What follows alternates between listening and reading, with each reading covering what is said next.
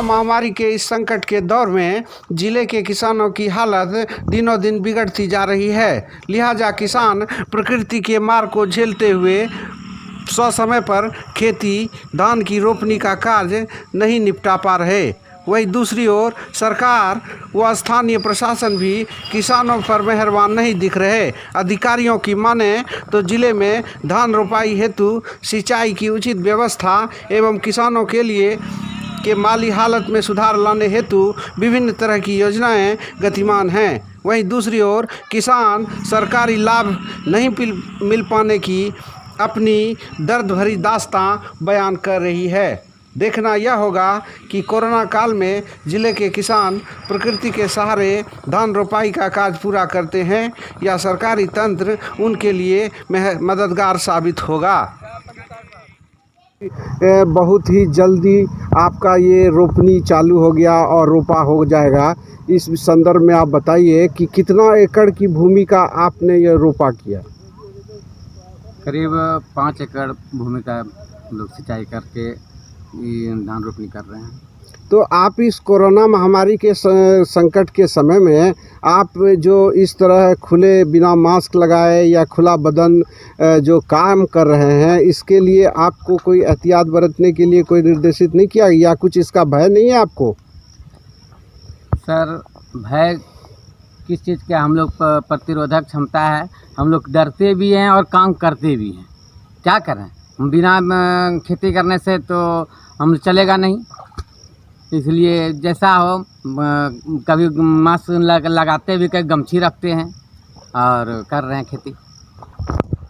क्या नाम हुआ? परमेश्वर यादव। बहुत ही जल्दी आपका ये रोपनी चालू हो गया और रोपा हो जाएगा। इस संदर्भ में आप बताइए कि कितना एकड़ की भूमि का आपने ये रोपा किया? करीब 5 एकड़ भूमि का लोग सिंचाई करके धान रोपनी कर रहे हैं।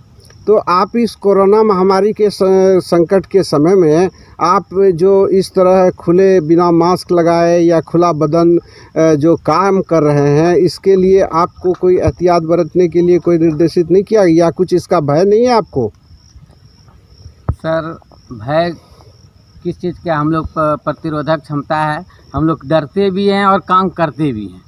क्या करें, हम बिना खेती करने से तो हम चलेगा नहीं। इसलिए जैसा हो, कभी मास्क लगाते भी, कभी गमछी रखते हैं और कर रहे हैं खेती। क्या नाम हुआ? परमेश्वर यादव। महामारी में के संक्रमण के समय जो सरकार के द्वारा किसानों की व्यवस्था की जा रही है, इस विषय में बताइए क्या करना? सरकार के द्वारा किसानों का पर्याप्त मात्रा में कोई मदद नहीं मिल रही है, लेकिन किसान लोग मजबूरन अपने पेट के लिए खेतीबाड़ी करना शुरू कर दिया है और प्रकृति भी दगा दे रही है, जिस वजह से किसान को खेती करने में दिक्कत हो रही है। पानी का अभाव हो गया है, फिर भी किसान जैसे तैसे खेती करना नहीं छोड़ेगा, खेती कर भी रहा है। इस कोरोना महामारी के संकट के दौर में जो ये खेती का कार्य हो रहा है, जिसमें कि सारी व्यवस्था लॉकडाउन है, इसमें ये किसान किस तरह इस कार्य को निरूपित कर रहे हैं? ऐसे किसान तो अपना खेती कर रहा है और सोशल डिस्टेंसिंग का पालन कर रहा है। क्योंकि एक घर परिवार में 5-6 लोग हैं, कोई अपना मोरी बिचड़ा उखाड़ रहा है, कोई कुदार पार रहा है, कोई हल बैल लेके जोत रहा है। उस परिस्थिति में सोशल डिस्टेंसिंग का भी पालन हो रहा है और अपना पेट के लिए भी, जीवन यापन के लिए खेती कर रहा है। कितने एकड़ में ये खेती होता है? यहाँ तो गरीब किसान है, 1 एकड़ 2 एकड़ 5 एकड़ से ज़्यादा भूमि किसी को नहीं है। यहाँ पर सिंचाई की क्या सुविधा है? सिंचाई की कोई सुविधा नहीं है। हम लोग प्रकृति पर जो है भरोसा रखते हैं, पर प्रकृति अगर साथ देती है तो हम लोगों का खेती ढंग से होता है और खाने पीने का उपजाऊ हो। मैं इस वक्त मौजूद हूँ ये दक्षिणी कोची पंचायत में।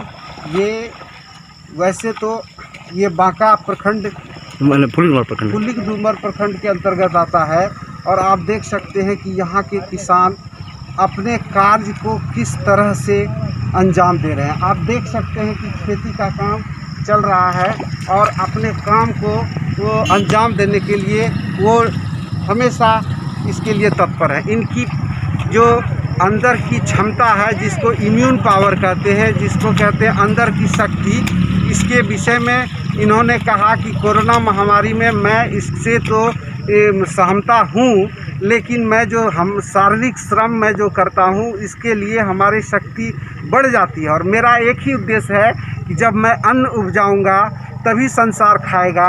और मेरा एक ही उद्देश्य है, मेरा एक ही ध्येय है कि मैं इस धरती को आबाद करूं, जिससे अन्न पैदा हो और इस संसार को इसकी पूर्ति हो। यदि हम अन्न न पैदा नहीं करें तो इस संसार में महामारी की व्यवस्था हो जाएगी, यहाँ लोग भूखे मरने लगेंगे। इनकी व्यवस्था है, इनका रोजगार यही है। ये सभी अपने परिवार के साथ, अपने सभी समाज के लोगों के साथ खेती कार्य में रोपनी का कार्य कर रहे हैं। इस समय इन्होंने आधा से अधिक रोपनी कर लिया है और इनकी यही मंशा है कि हम जल्द से जल्द इस कार्य को समाप्त करें, ताकि हम आगे अपनी प्रक्रिया को सुदृढ़ करें। कैमरा पर्सन संजय के साथ राजेश पंजीकार, चर्चित भारत, बांका।